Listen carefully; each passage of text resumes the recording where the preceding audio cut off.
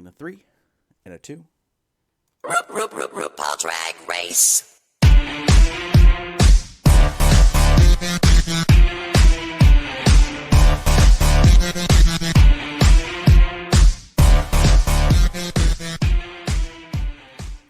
Hey, kitty girls, it's Sunday, March 21st of 2021.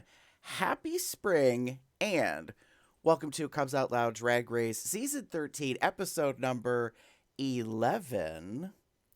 Pop Goes the Queens. Ew. Mm-hmm. Kind of sounds gross. Like pop. I was like, you should get that check, girl. For those of you that don't know who we are, your fabulous co-hosts, I'm Gary, and over here is... I'm Damon. Hello. Welcome. If it's your first time here, welcome to the show. And if you're returning, hi again. Mm-hmm. So... And strap your seatbelt in. Make sure that safety harness is on. Get everything all situated, because it's gonna be a ride. Well,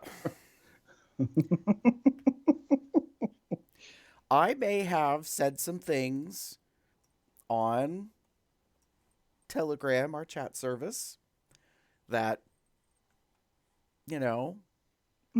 express some feelings without spoiling anything. So we'll see how I do in this show.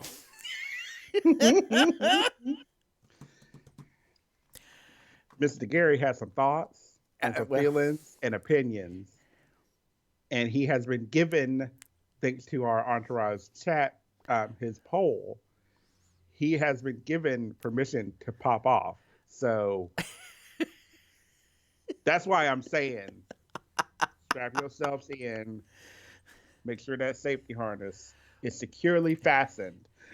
Well, and to be fair, no one except for you is audience to debate me when I get to this moment in the show that I expect to express some very specific thoughts.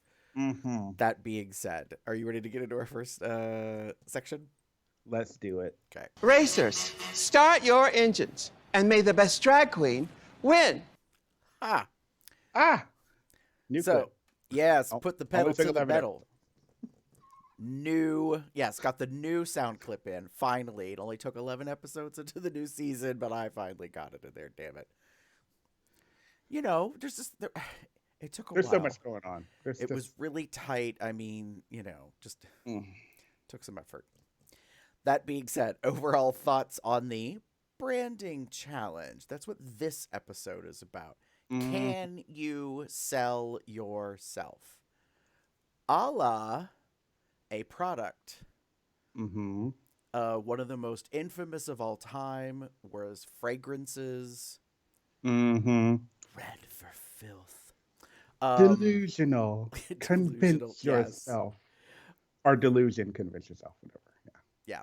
So this time, the queens are instructed to sell themselves in a 45-second commercial about a soda pop carbonated beverage drink in a can that represents them and has some benefits. Now, that last part I'm saying, we'll come back to that, because I don't specifically recall that being in the instructions, but yeah, there's that. Let me consult my notes. Uh-oh.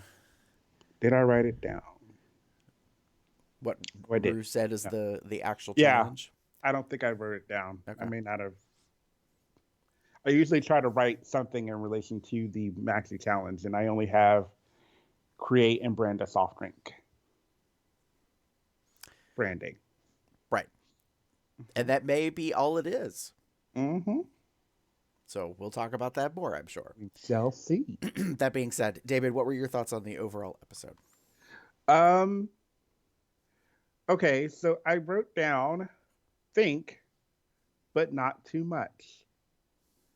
And that is kind of a my general idea, my general thought about the episode was there is some elements to when you're especially branding, you really have to focus on who you are as a queen.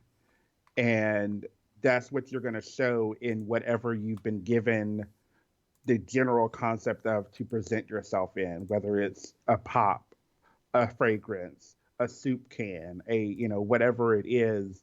Like the idea being that you have to think, you have to think of the concept but don't think too much into it, because what ends up happening is kind of what I feel happened in this episode. There was a lot of thought, and it ends up becoming a very muddled mess. And then there's a lot of thought that the focus is lost. The concept becomes lost because you've overthought it, and it just becomes a little too much. And then also, I really do say you should think, like really, really think, because if you don't think and you think you've got it easy, you might not. That's a tribute to someone who ended up in the bottom this week. Yeah. Unfortunately, I don't have an Aretha Franklin clip to play to go along with your statement. Yes, exactly. You gotta think. That actually would have been an appropriate lip sync song now that I think about it. Probably a little too expensive for production, but probably. But yeah, so that's kind of my overall thoughts. Like I enjoyed the idea. I enjoyed the branding in some ways. I like the idea behind this challenge. But I always worry, which always happens, that someone is overthinking it and they come up with all of these things and it ends up becoming this like shit show. And that's what I felt happen. I'm just put it now with Gottmik. Gottmik's one of the ones that I was honestly surprised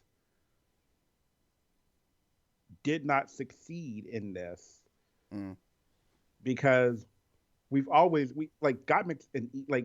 has gotten a very signature like look and brand and feel. Like we know it whenever we see it and hear it. Like we when we see her, we know it's her. Even when, for example, last week when she put Candy in her drag, like I knew that was Gottmik immediately.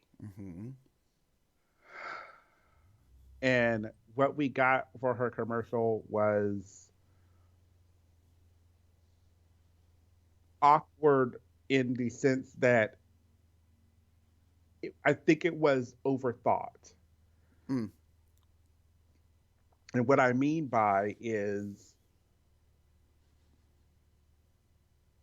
I understood the concept that she was kind of like talking about it.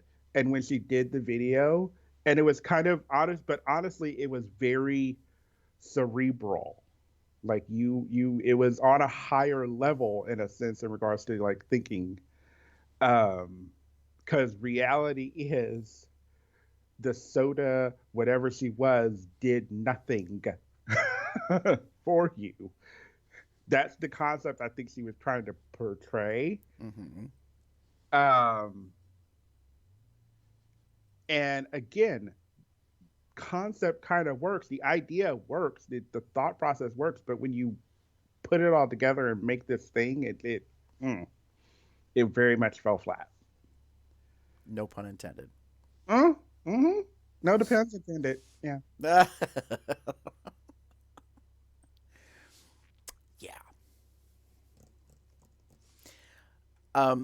I don't disagree with you. I think this is where I was talking about like what was described, what was said as the instructions, what was written. I think versus what the judges had to say may differ, but I don't know that for certain. The critiques that were consistent from the judges in terms of the queens that did not meet expectation was that they were looking for a before and an after. They were expecting a change. They were expecting to be sold on the beverage because it was going to take you on a journey. It was going to change you in some way, modify you, serve some greater purpose, whatever that is. Gottmik specifically was making fun of that.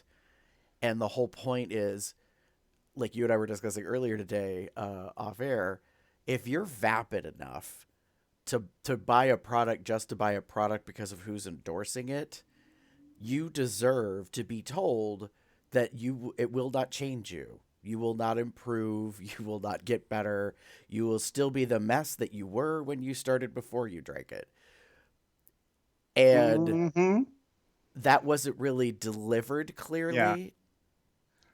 So I found the like the preview of it. So I'm trying to see if I can find if they talk about the what the challenge is. So let me see.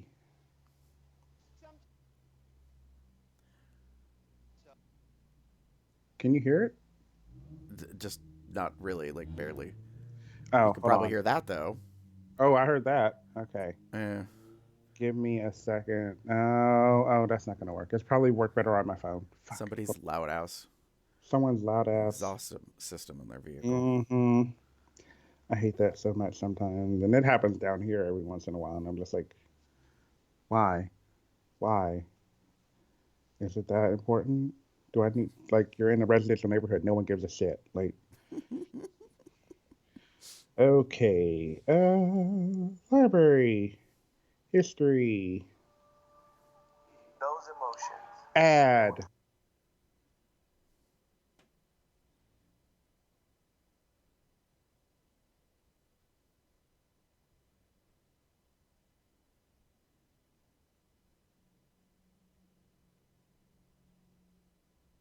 Don't worry, listeners, there is no sound. To create and brand your own soft drink. You need to name the soda, come up with the flavor, design the can, and produce and star in a 45-second commercial that makes your soda pop, darling. Plus, you get to write a catchy jingle. Okay, that's cute. And remember, this challenge is about understanding what your brand is and how to convey that to the audience. Last week, getting read specifically for brand. There we go. Okay. Don't worry about that. So yeah. Not everyone had a jingle that I remember. I mean, there was little things here and there. Right. Like... So I could see the judges deducting points for that. Not everyone had a jingle. Not everyone. And the whole selling you thing is way open to interpretation, I think. Yes. Yes, it is. So thanks everyone for bearing with us while I tried to find that clip. But that was kind of important, I feel, because I think it's going to go into mine, but it also really goes into yours. I said creativity isn't enough. Because I think 2 of the commercials were rather creative, but it wasn't that great. So Utica is one of them. Like kooky, off the wall, kind of bonkers, strange. What we would kind of expect. However, I think she would have done better if she had sold it that when you drink Utican, that it took you on a trip. Like, it made you more artistic, more creative, more free-spirited, more, like, willing to step outside of yourself.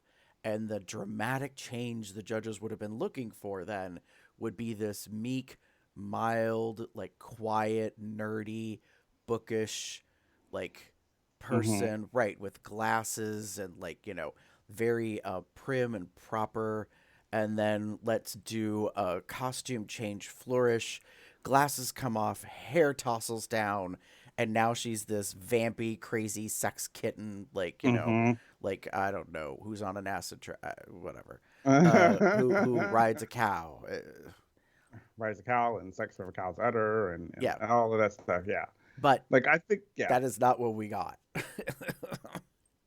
No, it is not. And I have to say, the idea of licking the can is not all that crazy. It is a little different and a little wild, and I imagine it does ski some people out because their thoughts are, yeah, but where has that can been? So I think it would make more sense if the can was like hermetically sealed, like in plastic or something, and then you like took the plastic cover off, and then you could lick the can, and like the can had a complementary flavor that went with the soda, and maybe actually the ingredients in the can was just like a trace of Special K, LSD, Molly, something. Right. Although that no, I'm not gonna lick this. But that would probably be too much for advertisers and, blah, blah, blah. So I don't know. I mean, it's. So for those who remember, do you remember Katya's from All Stars? The like spray that pretty much was like cocaine. Like she kind of even mentioned that I will say the concept works well in All Stars because like you've already kind of made your name for yourself. But like, I don't know. But Utica's was to me on brand. Utica's to me was on point. Like that is when I see that commercial, I know who gave me that commercial. Like that is Utica. Right. Like so the other queen I was thinking of, which may be a surprise to some people, is Tina Burner. I think her commercial was creative, but I think it needed finessing, and a half an hour on a green screen stage is not enough. Because unfortunately, and I don't know if the pit crew is instructed to be difficult on purpose or not, but I was like, Bryce is a horrible actor. Why is he in the commercials? Like that's he's not a good actor. He's not. He's a model. Models aren't necessarily actors. And I'm not complaining. I'm just pointing out a fact. Like I was like, no, honey, like notably Jason was not the one that was in there, who I think probably was the best out of the three of them as far as like acting goes. But anyways. So, yeah, creativity isn't enough. Like you need to not only be creative, but you have to be able to execute, deliver, be concise. And as Carson and Ross kind of said, like you need to walk in knowing exactly what you're doing, like what the end product will be. Because yet again, some of the queens were like, oh my God, I got to do everything in 30 minutes. Like I have to direct the crew and myself and, put up the props and do all these things. And yet again, there seems to be this like intentional latency from the pit crew that they don't move very quick or respond in a timely fashion. Like I picked up on that because like Candy Muse has this thing and they're all on the floor and then she's like, all right, next. And she's like, get up, come on. Like, and she's kind of like instructing them. And I noticed like she's already practically over at the props table and the pit crew hasn't moved from the floor. And I'm like, if I was the queen, I'd be irritated. I'd be like, get the lead out of your ass. We got shit to do. Let's go. I got shit to do. Right. I got 30 minutes and we just wasted 3. Come on. Right. So so creativity is not enough. You really have to be organized. You have to be a time management person. Like, and the thing is the time management, the organization has to be a piece of before you walk in. Like creativity is all fine in that, but some people, are really good artistically, but they get produced, they get directed. And that really kind of shows in a challenge like this because like you can come up with a brand and that's all fine and dandy. But like, if you need assistance to help in putting things together and doing stuff. Yeah. Everything all right? Yeah. Okay. I got like, I was looking in my eye because I felt something, and I was like, "What is that?" Like you like And I lead right realized, in, like you and either I'm realizing, oh shit, like I'm on camera. well, you leaned in and you were like, it looked like you were gonna say something, but like, you know how people like dramatically whisper, like, and I'm like, yeah, but you're on a microphone, like, you don't have to lean in. I can whisper from Yeah, okay, Miss ASMR. here. All right. That being said, are we ready to move on to the next section? Yes. All right. Cover girl, put the bass in your walk. Cover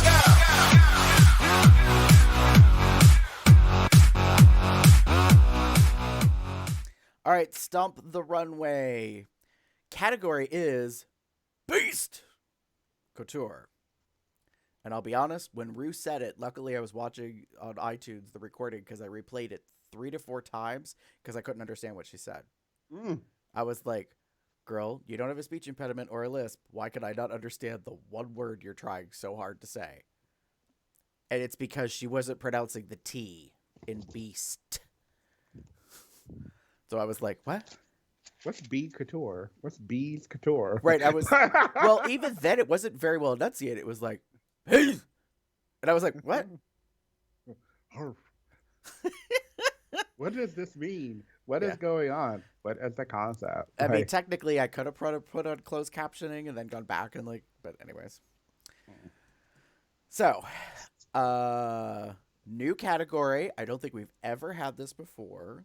Don't believe so. We have had animal something where I forget what the title was, but that was, I think, well, Bianca Del Rio season 6, 7, 6. Yeah, 6. Where they came out and like, you know, like Courtney Act had the big wings, the bird wings, and Ben Creme came out as the fly. Yeah. But I forget what that one was called. Right. But that was a different concept. I think it was Animal Kingdom or some bullshit. Who knows? That was years ago. That was literally over half the show's life ago. So yes, and I was just realizing that if I was a queen that was competing and I got this on the list, I would explicitly probably be told I cannot wear my idea due to IP and licensing. Oh well. So, because I just realized, like, nobody did. Oh, yeah. 1, it's a little too obvious, and 2, yeah. Logo, VH1, World of Wonder. They probably don't want to like be sued and or pay rights for a comic book character. But anyways, so yeah. Damon, what were your thoughts on the runway presentations? Mixed bag. Let's be honest. There were a bunch of furries going on. No sheep better don't. Like, I'm not sure how I feel. Like, honestly, okay.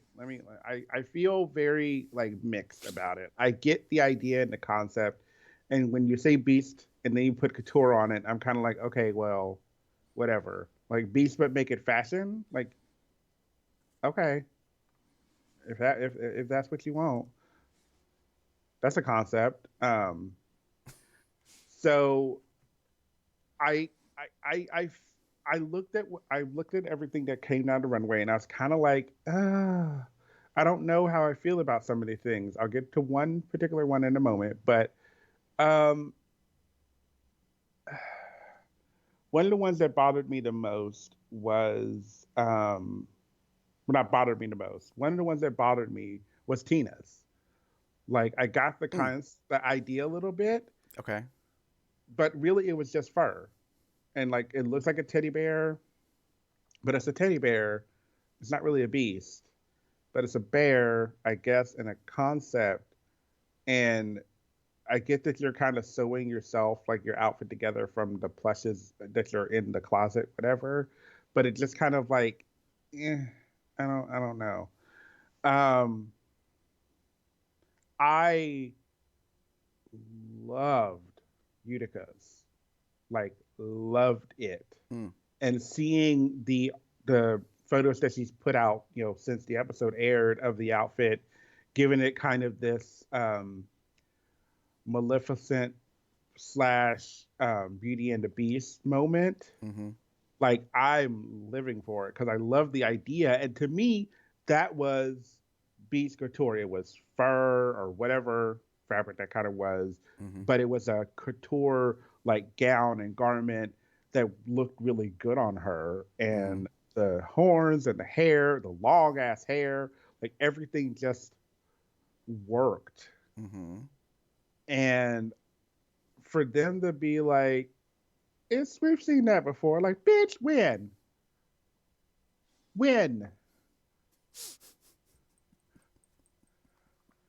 You might have seen maybe that cut of dress maybe before, but you've not seen it done in this kind of way. And you've not seen the way it like came out just so well. Oh, she's just, Utica knows how to sell a garment. So like I was genuinely confused about like why they were about her outfit, because I'm like, that doesn't make any like a sense, especially considering what came out on someone else. Thank you. I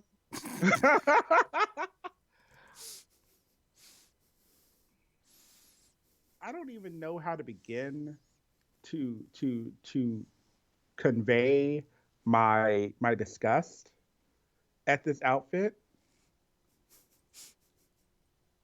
But Candy, what the fuck?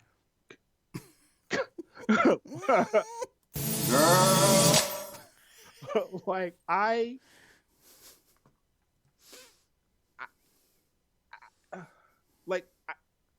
don't even like I'm going, and I keep going back to this, and I'm going to keep doing it just because that's the way it is. I'm going to assume that this is related to COVID. That you only had so much time to pull looks together, and you saw Beast Couture, and then you looked in your closet and you saw your Kermit the Frog green latex whatever, and you were like, let's do that, and let's like put some fur on the titties and the coochie and make it work. And then I got this like Party City like alien thing from like my someone's quinceañera that I like whatever. Like, let me just throw that together, load that shit up, and throw some fabric on it and paint it up like in makeup to make it work. Because it didn't make sense. It was not beastly, nor was it couture. It's literally a fucking jumpsuit. Like, let's get that right now. It's a jumpsuit with some fur on the titties and hoo-ha. Like, that is what it is. Like, let's call it what it is. And I don't understand how they're like, I mean, they didn't like, Michelle didn't particularly care for the outfit, but some of the other ones were like, it's okay. I'm like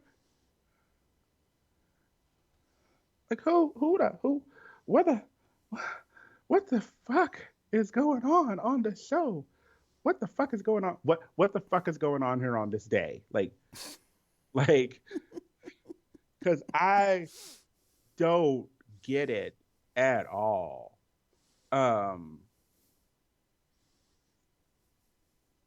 You can go ahead. So, what does RuPaul say pretty much in every episode? And don't fuck it up. Mm-hmm. Right. And then we get what we get. Mm-hmm. I'm not even sure if there's anything that can represent my mind. Yeah. That was a choice. Several times. Like, mama, just like so. Okay, so you know, like they're loving Simone's look, and I appreciate it. But as someone who is furry adjacent, like I'm not a furry, but I'm furry adjacent. Like I have friends who are furries. That's a furry costume. Like,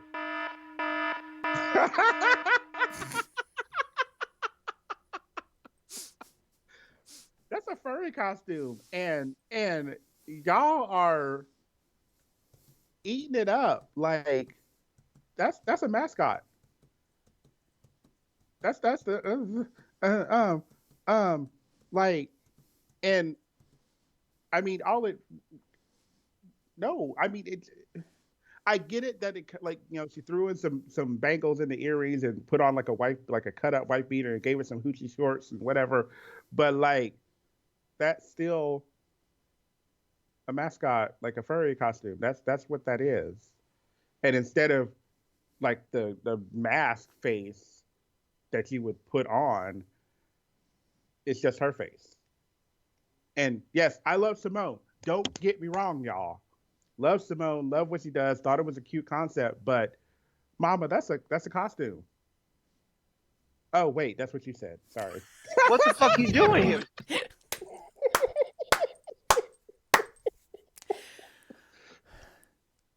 Ladies and gentlemen, guys, gals, non-binary pals, welcome to the moment where Damon steals my thunder and says aloud what I had written down. There you go. I'm sorry, y'all. I'm sorry. It's okay. It's okay. I'll still say it. Because if the fact that you said it and it was so easy to say is the message of this episode, okay? Everybody, you could say it along with me. 1, 2, 3. Mama, that is a costume. Okay? That is a costume. Here's why. Definition. Couture. On the internet, it says, design and manufacture of fashionable clothes to a client-specific requirements and measurements, or a fashionable made-to-measure clothes, which is really kind of comical to me because couture gets thrown around so much on Drag Race, and now that I know the definition, I'm like, bitch, how often do we really see something couture? Seriously. Because everybody keeps talking about fashion couture. And then I'm like, okay, I actually looked up couture and I'm like, these definitions never matched hardly ever to anything that has happened in the history of the series. Moving on. Other definition. Furry. An enthusiast for animal characters with human characteristics, in particular, a person who dresses up in costume as such a character or uses one as an avatar online. So, Simone turns the corner and starts walking down the runway, and I was like, what is this? Seriously? Seriously?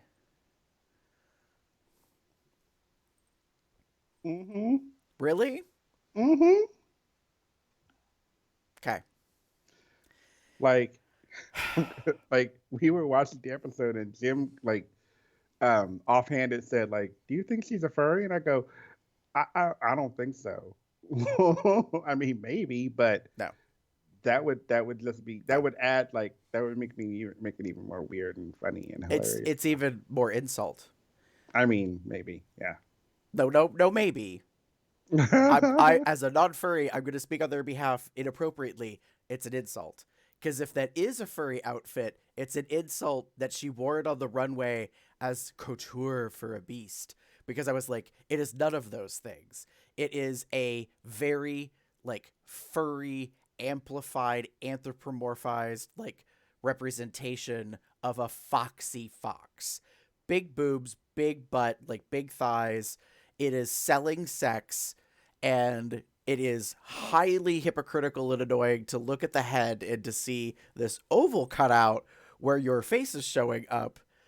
And I'm like, what is this? What is going on? I don't even understand. You didn't even attempt to look like the character you're representing.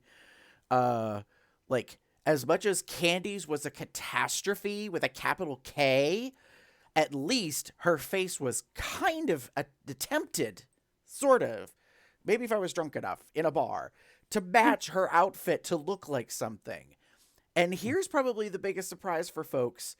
I actually liked Tina Burner's runway outfit. She turned the corner and I was like, yes, at least it is a cohesive design of a concept. Now, that being said, everyone has been on her ass about how her face was not painted to match the outfit. Okay, so a Raggedy Ann, Andy doll kind of makeup-y look with like the freckles and whatever, maybe that didn't really go appropriately. Now, I just realized as I was listening to you and thinking about Tina's outfit, and you were mentioning it earlier, I was like, maybe she had a different makeup concept and was told she couldn't do it because it was too borderline to some IP, like, licensed property. In the video gaming world, there is a whole industry series called Five Nights at Freddy's. And Fanf has this whole cult following, and it's really twisted. It's about a pizza parlor chain that gets shut down because animatronics basically kill children. So think of a Chuck E. Cheese where the robots, which no longer exist, by the way, because Chuck E. Cheese did away with them, actually like kill children by putting them inside of their machinery, robotic guts. Anyways, that's all you need to know. Don't go look it up online unless you're really interested. One of my best friends was like really into it years ago, and I've fallen down a couple of rabbit holes about the whole series and understanding the timeline because it is like grown and gotten out of can. That being said, seeing Tina turn the corner, I was like, oh my God, it's such a wild like concept of like taking all of these bits and pieces and bringing them together, which one of the characters in the series is kind of known for that, I believe. But it's very robotic, not plushy, like stuffed animal. But I realized if she had done the wicked smile with the razor sharp teeth and the like crazy eyes, like it probably would have been a little too close to home to represent Freddy, and that might have been a problem. So she ended up going with something much simpler. I don't know for certain. So I will concede that her makeup did not necessarily go with her outfit. It was also weird that one of her legs had her drag high heels showing and the other one didn't, because there was like an actual like plush foot. I was kind of confused. But I honestly was like, oh, it's an aesthetic look. And oh my God, it's not red, orange, and yellow. How crazy is that? We've broken the mold. We're going outside of what we know is our colors. Yes. Damon and his homage to Ms. Burner. And yet again, I've already played the spoiler alert. I suppose I should probably just turn this on for the fun of it. So, yeah. Here's what happens on RuPaul's Drag Race consistently, kids. Be different, be different, be different. Give us something that we aren't expecting. Your ass goes home. Bye, girl. Thanks for playing. You can never win. You can never win, like, doing exactly what the judges want. They bitch and they moan and they bitch and they moan and your ass goes home. Like, you try to appease them and it doesn't work out. Ooh, so girl. Tina Burner has a face problem, like several of them do, and Simone is no different. And I'm like, but she gets praised and she wins. Really? Really? So this is what I have to say about that. Fuck you, and fuck you. Again. Fuck you, and fuck you. Yeah, that's what I got to say to the judging panel. One more time. Fuck you, and fuck you. There's not enough of that clip. I cut it a specific way because there's people talking over. Yeah. For those of you that don't recognize or don't know, and you weren't in the Patreon, so you don't know about the pre-show, that is Heidi in closet in the infamous Untucked moment. Yep. How do I say this? Actually, I'm just going to say it. Y'all, I don't understand the critiques that she was getting when she literally gave you exactly what you wanted. Like, who is Tina Burner? Tina Burner is a comedy queen with a kind of retro style that kind of is fun and funny and little dirty. Like we kind of have gotten that for a while with her. Right. She's a little spicy, she's a little fiery, but she's overall like, this is the thing. And what commercial did we get for her about her pop? Her soda is the 1950s, 1960s housewife that is tired of her humdrum life and drinks the soda and becomes a sexy vamp. Like, that's Tina. And not only that, like, we got the red, orange, and yellow, and we got all of the things that are Tina in this commercial. And y'all were like, I'm pretty sure I heard the word predictable. And I want to say, no shit. Right. I think that's why I say you're damned if you do, you're damned if you don't. You're damned if you go into this episode already branded. Like, unfortunately for Tina, she's been branding since the moment she walked into the workroom. So, like, what is there to wow them with? They already know what your brand is. Yeah. And I think, maybe that's what it is. Maybe that's kind of the issue that she was doomed to fail from the get-go, was that we already knew what she was. We want to see something else, but this is a branding challenge, so we want to see who you are. So, yeah.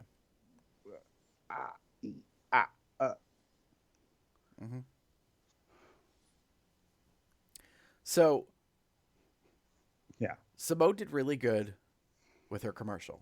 But Mama, her runway is a costume. It's a mascot. It's a furry outfit. It is not Beast Couture. I'm sorry. And everybody can just go burn in hell with Tina Burner. I really don't care. This is the part where I think I completely disagree with so many people. They're like, yes, queen. And I'm like, no, absolutely not. I was offended by the idea that she wore that, and the judges liked it and praised it, like, and rewarded her. I was like, no.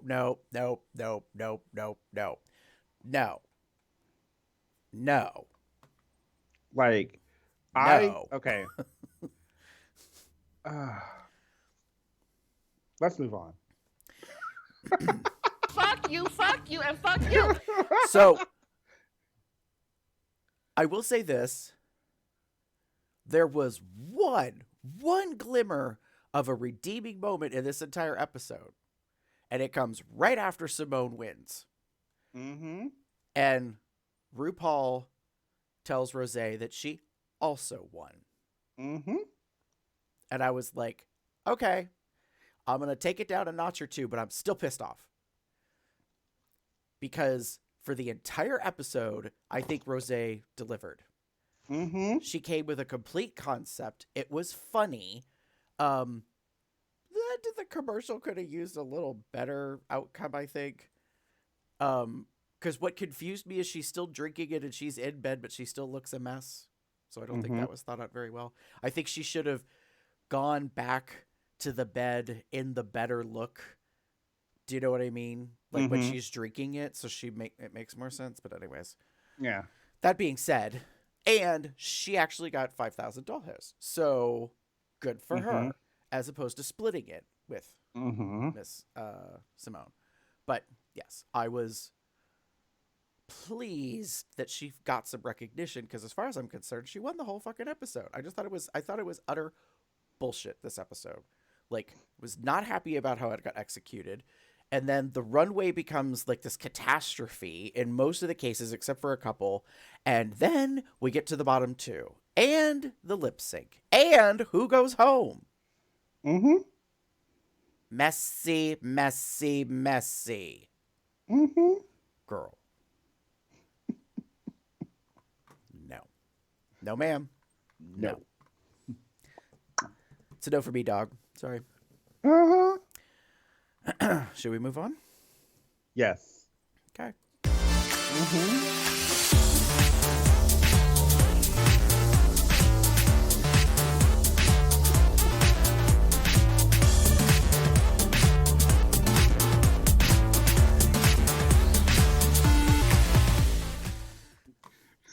For those of We're you that both- couldn't watch us, I Yeah. was pantomiming that I need a drink because I don't have I'm one. so the same way. We're both feeling the same way. Like, am I parched? I'm a little parched. Like, like Yes. okay. So, cooldown section, snaps and eye rolls, hits and misses, the highs and the lows of the episode. Damon, who are you giving snaps to? I'm actually gonna give snaps to Miss Jada Essence Hall for showing up and giving some again, like these video messages, which are obviously like live and recorded, like they're listening to the queen who's watching them, like talking to them. I really appreciated these moments, and in particular in this one, having Jada come on and give some good vibes to the queens. One of the things I think she mentioned, have fun, be cool, be a winner, kind of thing. Like I appreciated that very much, because she like the rest of us is realizing like the next winner is in that room. Very true. I thought that was an excellent point that she made. Look amongst you, one of you is going to win.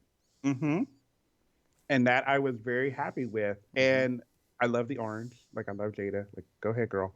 Like, love it. You know how to find colors that are good for your skin tone. Like, yes. And I just was really appreciative of her having that moment. And I know that they don't get an opportunity to really do that much. And especially now, and I'm thinking it's more so because of COVID. Like we keep mentioning it over and over again, but I feel like this would have probably been, if this had been a regular season, there might have been like a walkthrough with her coming in. Correct. I agree that these television remote cam session things like Anne Hathaway, Jada, I think they would have definitely been on site as a walkthrough, like or interaction, kind of like what T.S. Madison did in Untucked. Like I think they've realized like the live interaction can be a lot more enjoyable, entertaining, blah blah blah blah blah, and so yes, he says yes.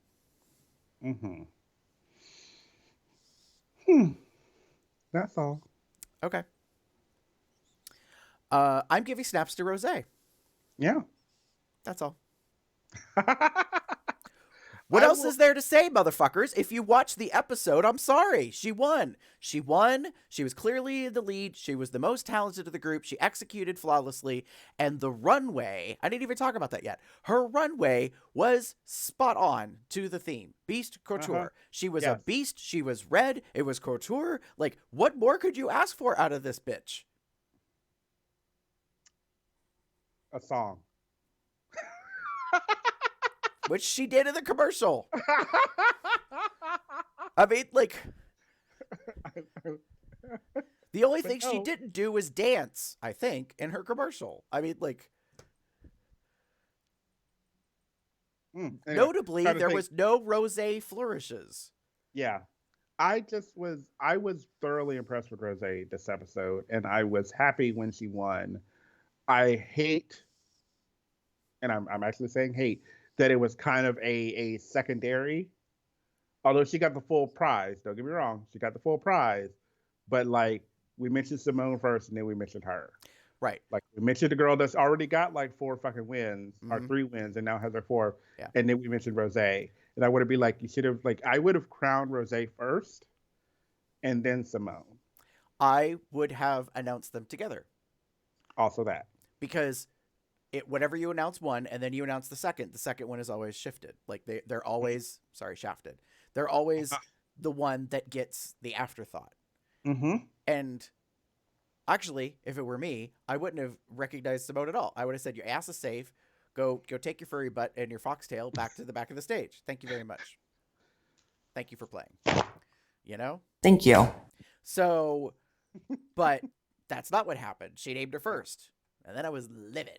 And I was seeing red, and it wasn't just Rosé. And then she announces that Rosé won, and I was like, okay. And she announces she gets the same amount of money. And I was like, better. So did your red turn into like a pink, like a rosé pink? Sure. So I was seeing the world through rosé colored glasses. But my point is, if you're going to name two winners, name them together. Like, and you could have started with Rosé's name first. So you could have said, like, you could have given your little quips about like how each drag queen performed.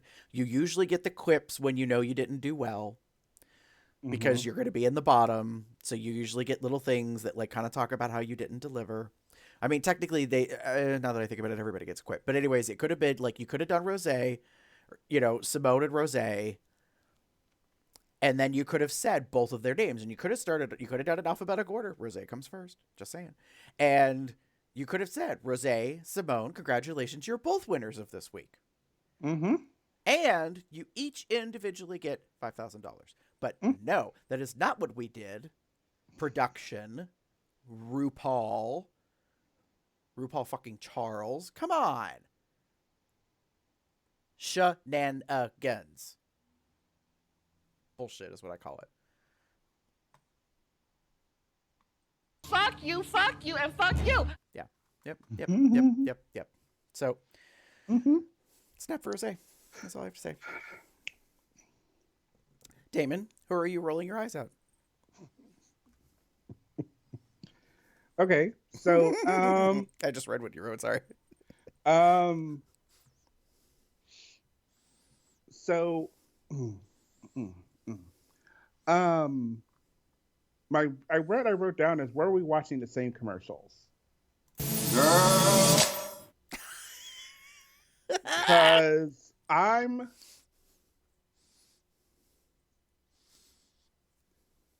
don't know what was going on in the judges' heads or the whoever, Rue and all of them, but like, Mama,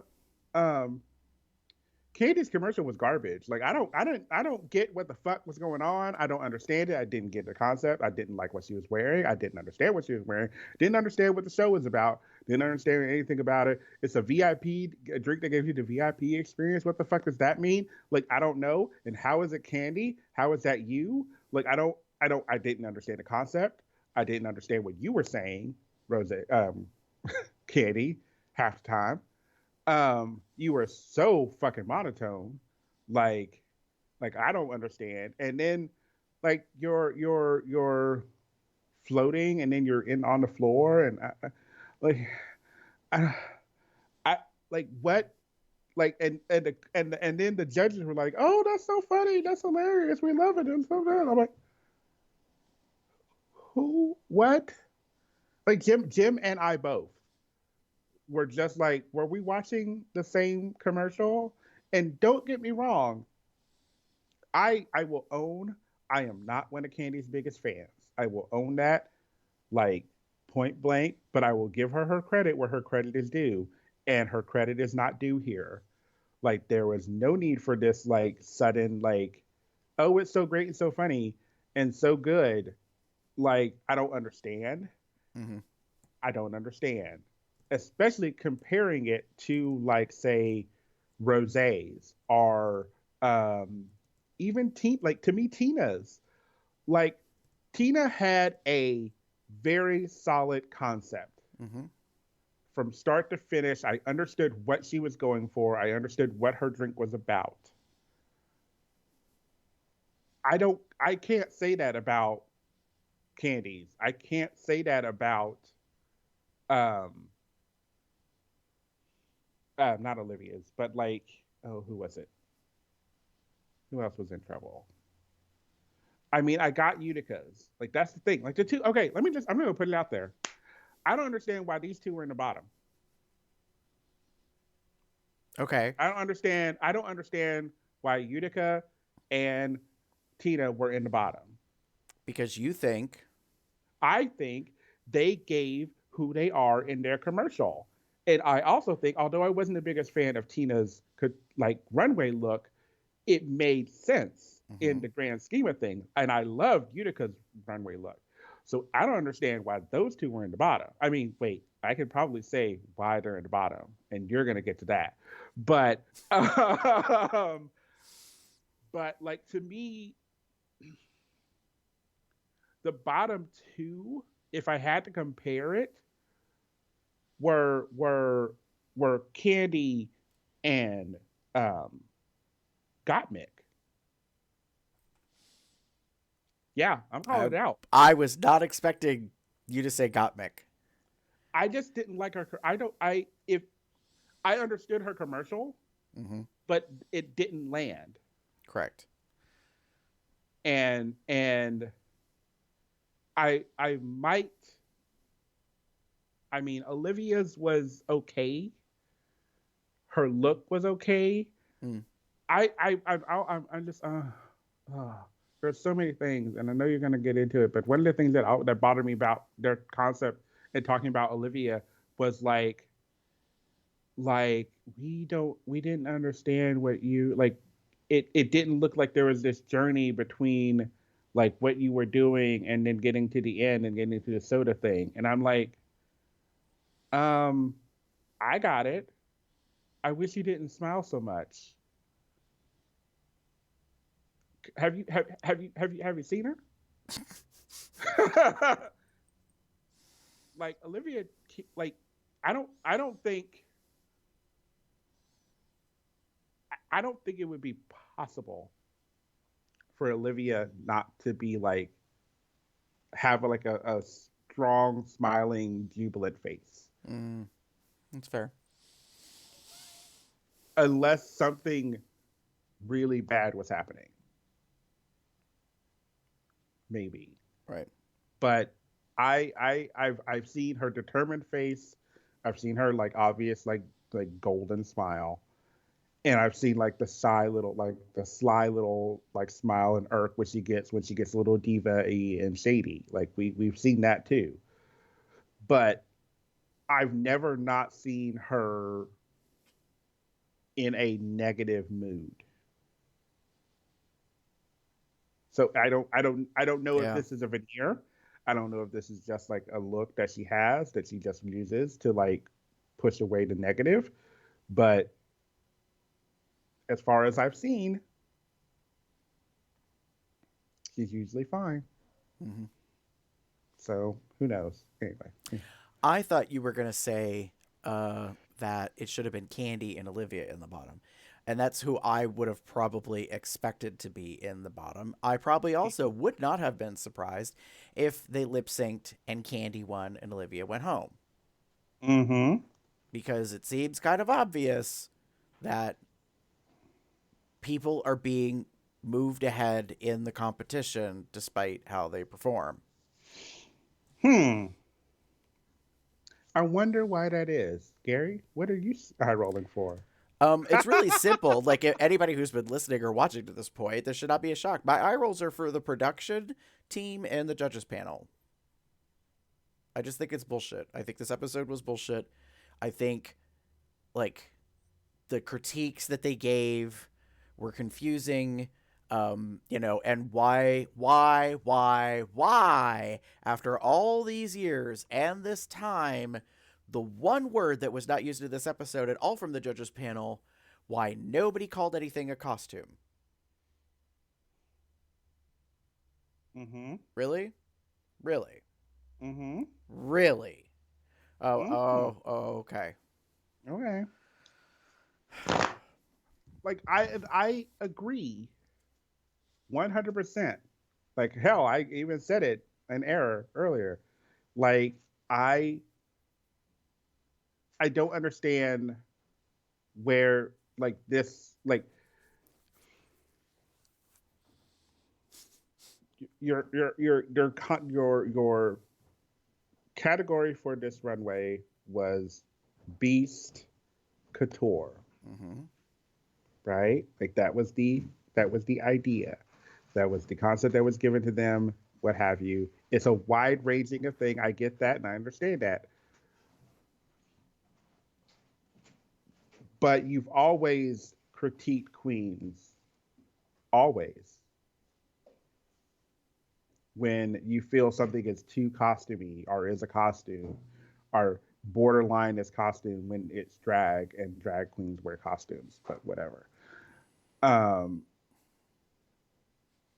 And then we get to this episode. I get what you're saying. Like, and we get to this point, and out walks Candy in a green latex leotard with fur here and on the hoochie.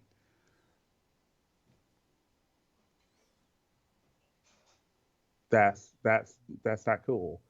And then we get Simone, who is literally wearing a costume. There are no if, ands, or buts about this. That is a costume. Mm-hmm. Why is it a costume? Is any of it besides her face her body? No. No. Therefore, it is something covering pretty much everything except her face, and we get her face, and it's her face. And it just doesn't. And I would have been okay with it if they had either called it out as a costume, or been like, "Oh, it's all right." Like it meets the challenge, but I would have preferred something a little less costumey, or I would have preferred something a little less like at the FurCon kind of thing. Right. But yeah, they didn't do that at all. Well, I mean, and it just occurred to me, I think, why I'm so upset with the thing that Simone wore, because it harkens back or echoes to when queens wear leather and they're not a part of the leather community. And you're like, no, girl, that's not how you do that. Like, it's not how it should fit. It's not a good representation. And I think, like, and I could be inappropriately venting and mad on behalf of a community that is not bothered. I want to clear the record. Like, I could be speaking like out of place, out of context, out of turn, and I don't mean to represent that community, but as someone who is affiliated with people in that community, I'm personally offended. I can't say for the community, but I'm offended. I don't think, like, it just wasn't what should have been done. Like, if you had worn an outfit that had been, like, I don't know how to, like, if you had worn something that was made differently with the same concept, I probably wouldn't care as much.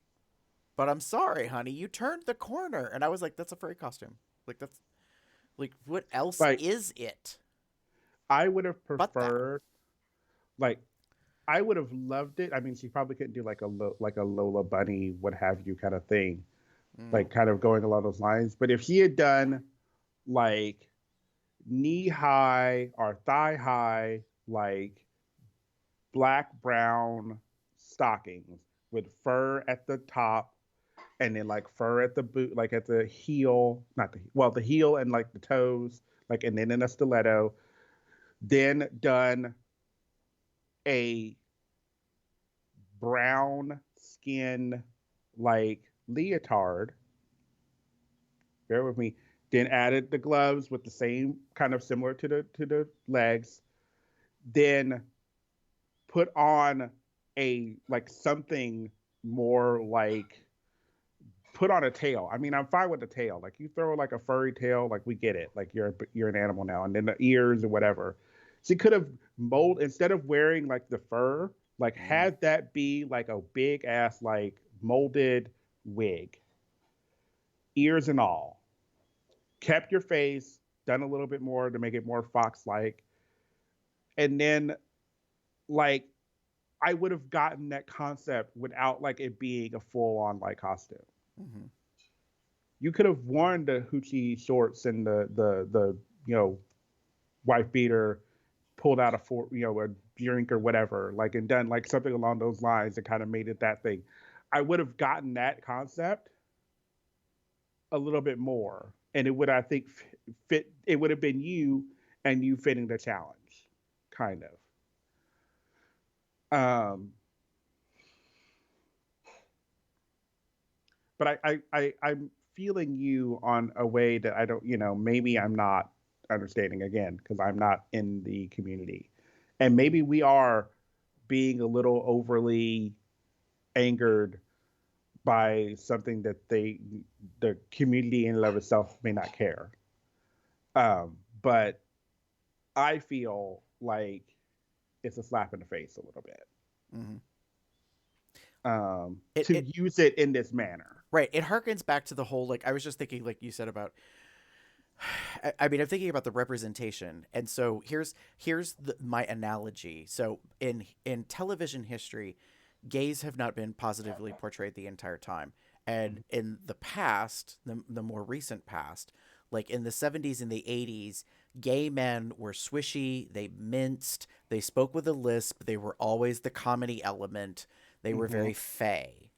And some would say that was progress. Like, to have any representation is progress.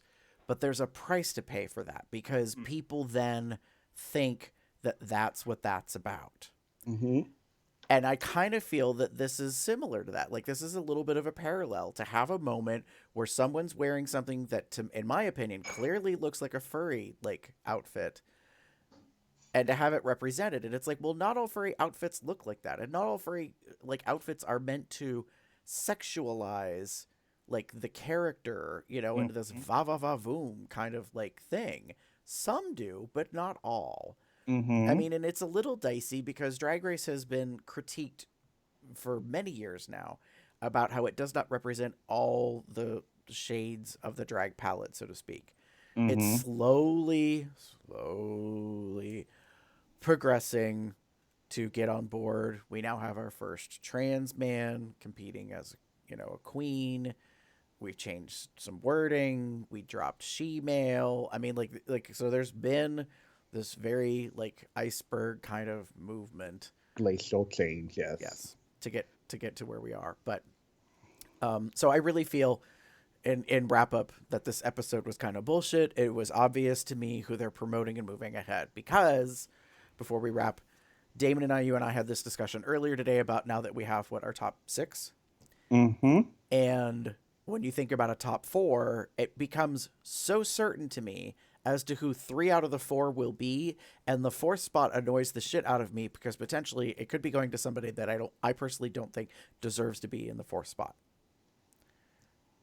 So if the finale ends up in a top 3, even better. As I said earlier today, provided nobody royally fucks up the next couple of episodes. I mean, there is that. We don't know what's going to happen. And I don't like being this much of a person who, like, analyzes, but, looking at who's left of the competition. And there's only 6. To me, if there's a top 4, I'm sort of predicting who the next 2 queens are to leave. And I'm not happy about it.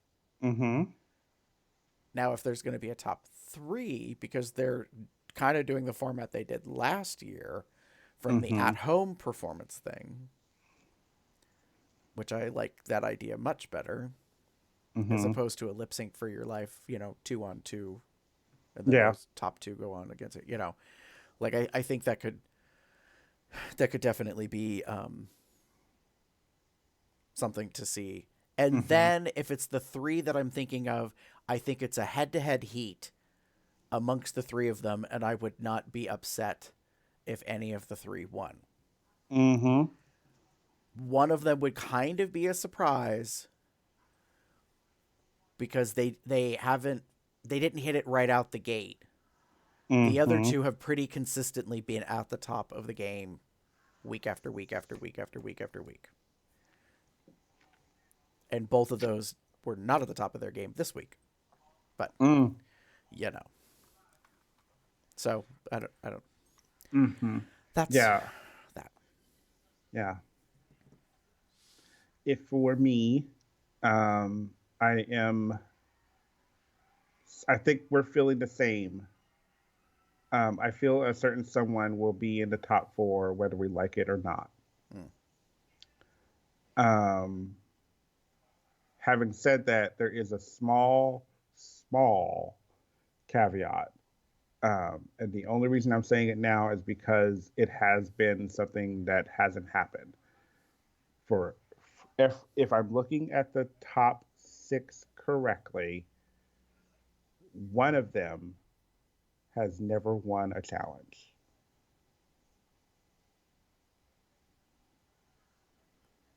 That could be to their detriment. Just putting that out there. I'm just saying that because it is one thing to kind of think about and consider. Having said that, however, I kind of feel Olivia's in trouble. Like, I'm just going to call it what it is. This was not a good week for her, and she's not had a good couple of weeks. Right. Utica's in danger. Like, this is her second time in the bottom. We all know the rules. We've seen the show. We know the predictions.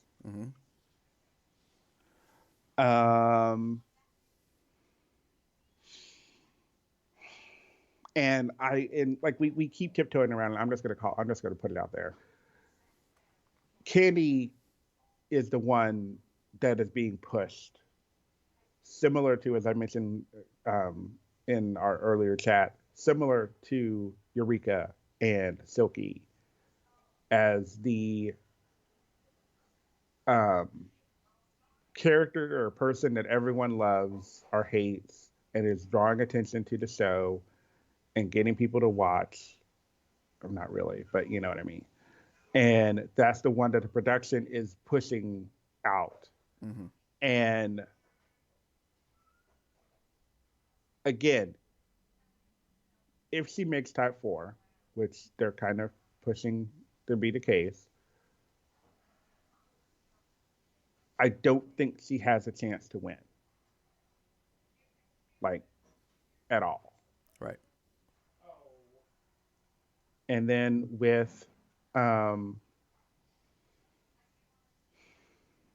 the other 3, Simone, Gottmik, and Rosé, they've got wins under their belt. They've got concepts. They've got branding. They've got what I think it takes. And I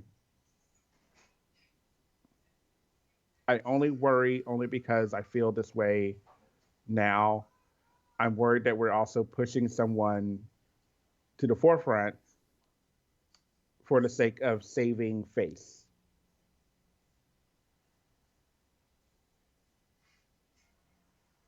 Gottmik.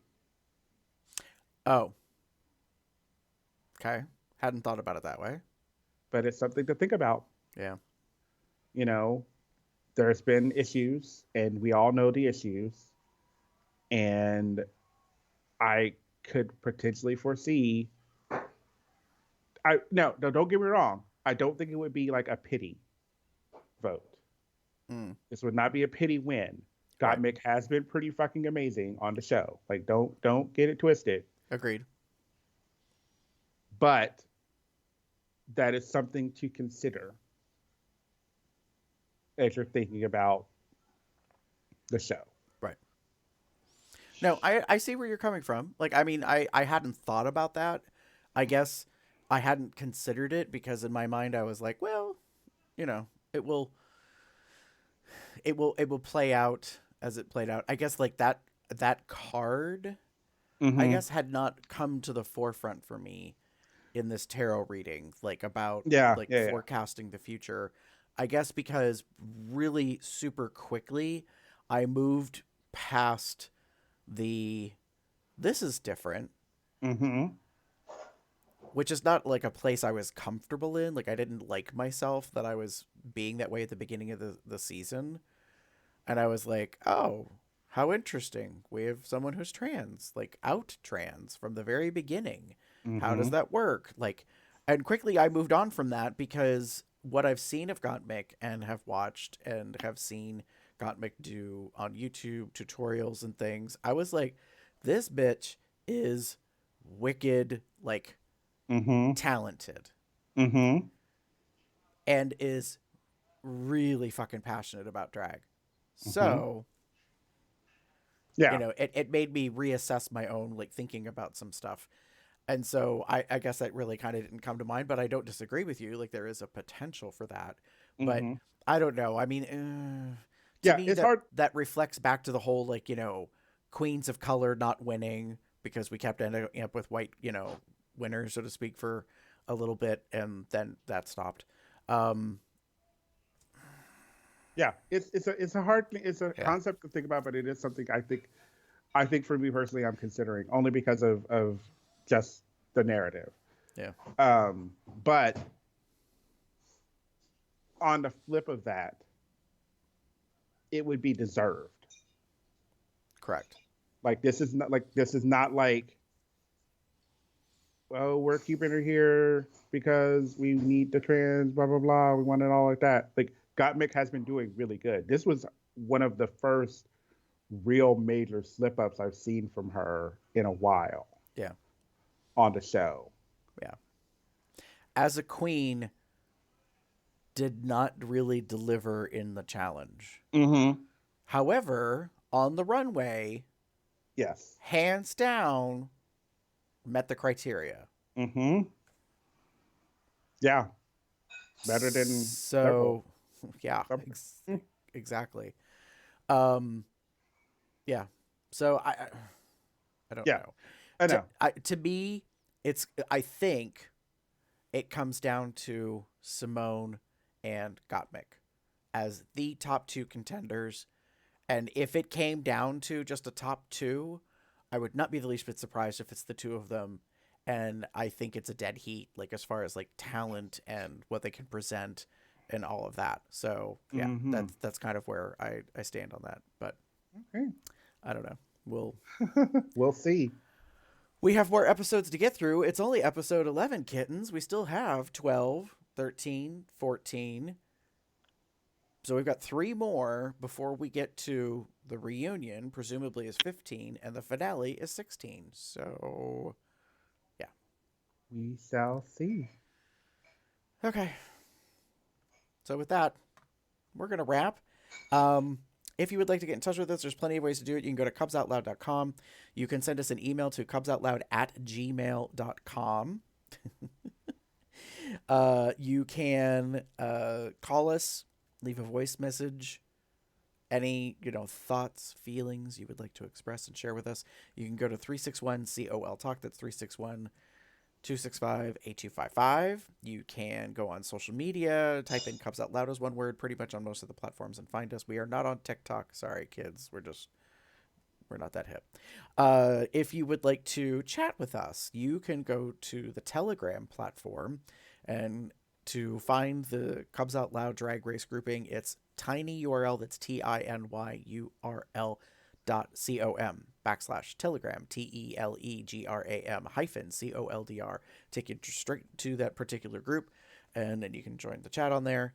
The moratorium has come to an end, and so I'm sure ending it now. People will have thoughts about this week's episode. If you would like to know about what episodes are coming up in our regular series, you can go to tinyurl.com/calendar-or-COL to see the Google Calendar that we have. If you would like to support us, there's several ways you can do that for Cubs Out Loud. You can go to our merch store, which is zazzle.com/cubsoutloud, and you can get yourself a couple of variable items. Like Damon's wearing the version 3 logo shirt for regular Drag Race, I believe, or sorry, regular COL. Regular COL. On a burgundy shirt. For the Drag Race items, we have several, and Damon has the lovely two-tone coffee cup in pink. So you see that our little Cub logo has a crown, and it says Drag Race in pink on it. So there's like lots of different houseware type of items, and including apparel. I happen to be wearing the Consent is My Foreplay design shirt that has the drag pride colors and crown on it. So lots of things you can check out there. You can also become a patron, as we've mentioned a couple of times, at Patreon. That's Patreon patreon.com/cubsoutloud. For as little as $1 a month, you get access to the full episodes, which include the before and after shows. There's audio feed versions, there's video. All of this goes out to YouTube, so you have the public version, we call it, and then the Patreon version, which has more stuff on there. And there are some other rewards and things as well, and it helps pay for things. In fact, we have our domain hosting billing stuff coming up. I think it's the end of April, beginning of May, somewhere in there, for a couple of years. So that's where all the money's going at the moment. If you would like to make a donation instead of becoming a patron, you can do that. You can go to paypal.me/cubsoutloud, and you can just make a one-time donation. You can hit us up on a tip. We would greatly appreciate it. And if you would like to promote Cubs Out Loud, you can give us a thumbs up, 5 stars, comment, obviously subscribe, all the platforms, iTunes, obviously, Google Play, podcast, subscribe, all that jazz. Damon, if they want to get in touch with you online, how would they do that? If you wish to get in touch with me, you can find me as TheaterCub79 on most bear-related sites or on Facebook. Or you can find me as pup_umbra on Twitter. The Twitter is definitely not safe for work, but it's a wonderful mix of porn and drag race and porn and porn. If you would like to get in touch with me, you can pretty much find me anywhere online as GareBear73. Specifically when it comes to all things drag, you can go to GARBEAR73DRAG to see what I share from the queens that I follow on there. Sorry about that. And that's pretty much it. So until next week, kittens, ciao for now. Bye-bye.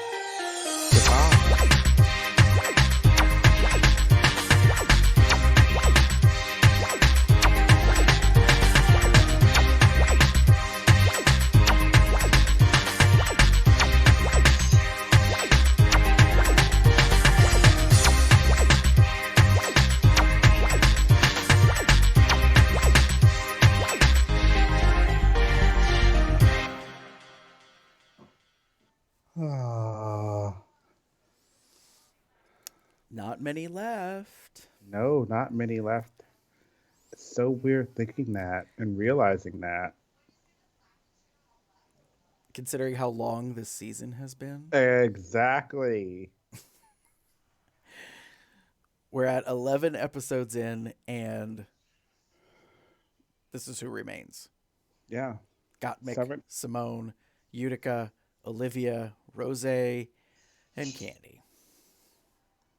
There's 7 queens. 7 queens down, 6 queens remaining.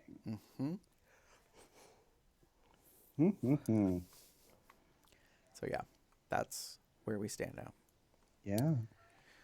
Oh, child. Okay, so I think I was pretty measured. I don't think I lost control. Okay, maybe a little. Maybe I felt I restrained myself, and it didn't come out that way.